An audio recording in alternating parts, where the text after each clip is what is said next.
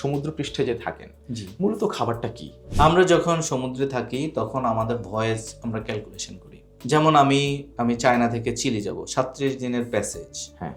ওই যাওয়ার পথে আমাকে 37 দিন প্লাস এডিশনালি আরো 1 মাসের আমার স্টক থাকতে হবে।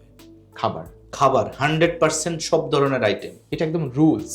রুলস না, এটা গুড সিমেন্টশিপ ফর এ আচ্ছা। ক্যাপ্টেন। গুড ক্যাপ্টেনরা ওটা মেনটেন করে। ওকে ওকে। তাই আমার 37 দিনের passage plus 1 month additional food, মানে টোটাল নিয়ার অ্যাবাউট ধরেন ফর এক্সাম্পল 67 ডেজের আমার খাবার 100% সব ধরনের আইটেম আছে। এরপরে আপনার আরো প্লাস দেখা যাচ্ছে যে 1 মাসের ড্রাই প্রভিশন আছে।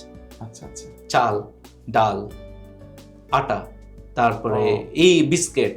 আপনারা ওখানে সাধারণত আমাদের মতো ভাতই খান, মানে এটা কন্টিনেন্টাল কন্টিনেন্টাল জাহাজের খাবারগুলো সম্পূর্ণই কন্টিনেন্টাল আইটেম, কারণ ওটা হচ্ছে মাল্টিন্যাশনাল একটা জায়গা।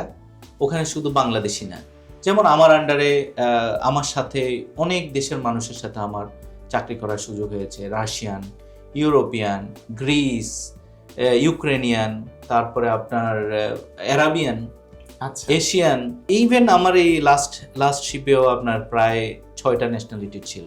ইউক্রেন ছিল, তারপরে অ্যারাবিয়ান ছিল, মিনস হচ্ছে ইজিপ্টের ছিল, গ্রিসের ছিল, ফিলিপিনের ছিল, ইন্দোনেশিয়া ছিল, মায়ানমার ছিল, বাংলাদেশ ছিল এবং ও এই ছিল। ওরা সব বিভিন্ন র্যাঙ্কের ছিল।